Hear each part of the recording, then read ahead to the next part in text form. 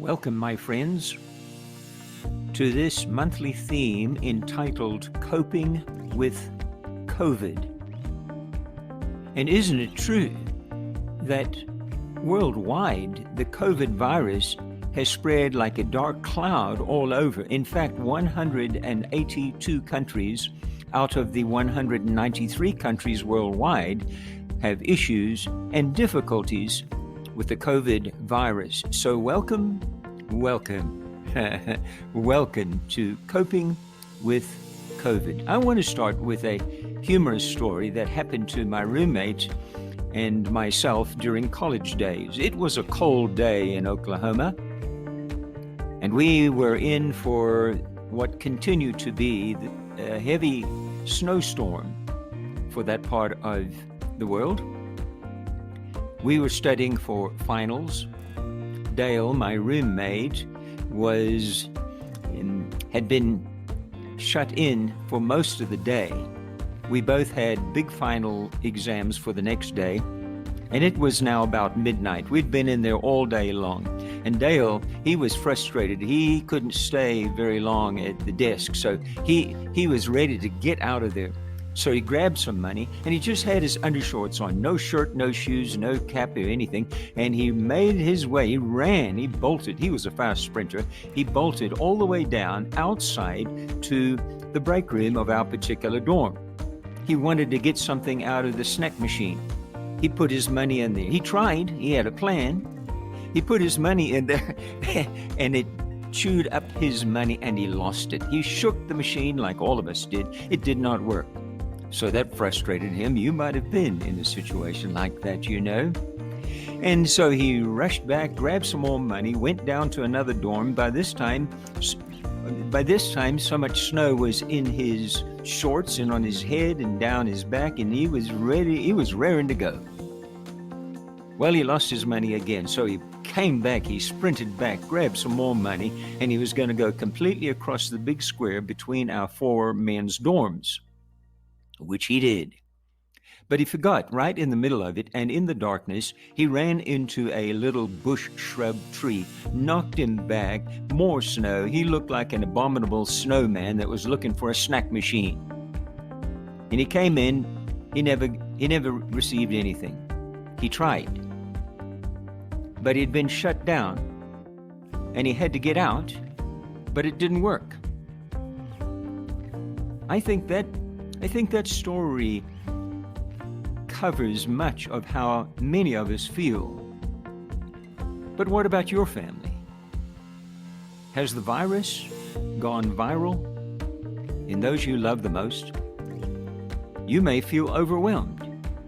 You may feel reduced or controlled or minimalized. Challenges and changes and different information coming and going nearly every single day.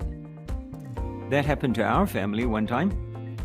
Our grandson was going from Texas to school, and it was 100 miles to the border, and it was a total of 884 miles from our house to that university. All five of us went with him. Part of us went in an airplane. The other three of us drove all of the miles. We arrived there. We helped him set up his room, and he was ready to go, he thought. But within 2 or 3 weeks, he was exposed to the virus, and the university said he had to come home. Viral. I want to share now a serious story by one of my pastoral counseling clients, you know. He came into our living room, plopped down on the couch, threw up his hands, and he said, "John, it has been one of those days." He said, "I no longer know what to do." So I said to him, and let's call him Eric, I said, "Eric, I have one scripture on my mind that I've been praying about all day, and now at the end of the day, I think it was about 5 p.m., I want to share it with you. And my friends, I'll share it with you in just a moment." He said, I have lost $1 million this far this year because of the pressure and the difficulties of COVID virus. It has gone viral on my family and my company. So I said to him, Eric, I've got a suggestion, a practical suggestion that I've used for decades in my life. I want to ask you, can you visualize yourself standing next to Jesus Christ back in his day in Palestine?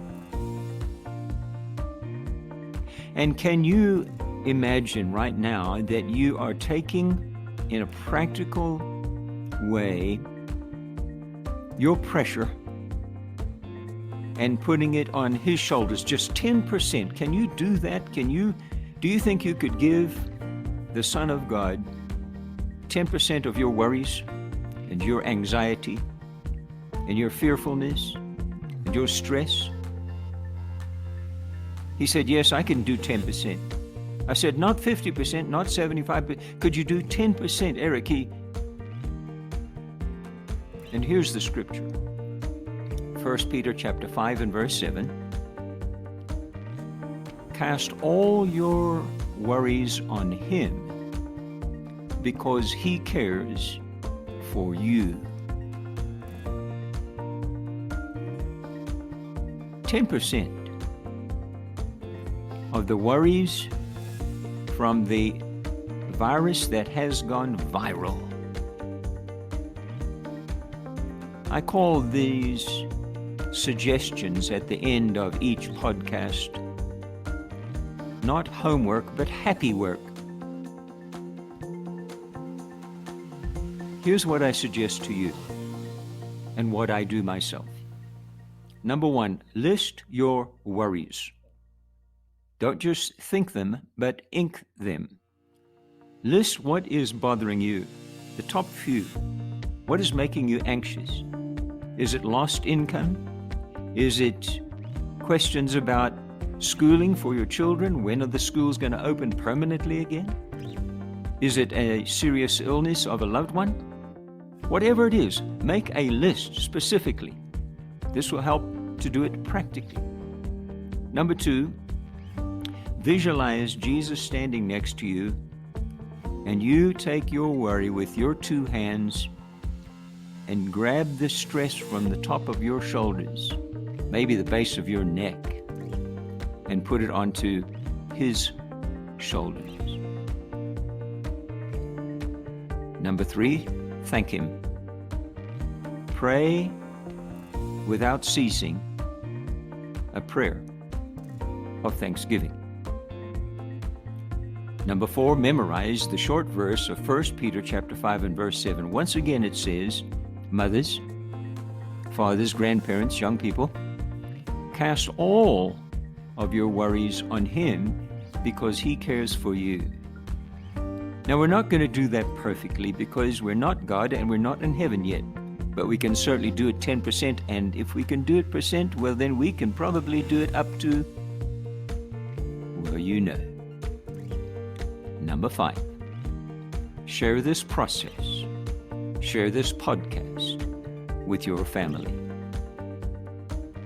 After he had done that, he took a big breath, sat up a little bit straighter, and here's what he said: I feel better. My prayer for your family with coping with this viral virus, that this will help you. And the 3 remaining podcasts, which will be entitled Shut In, Shut Out equals Shut Down, will be also helpful. Please stay tuned and share with others.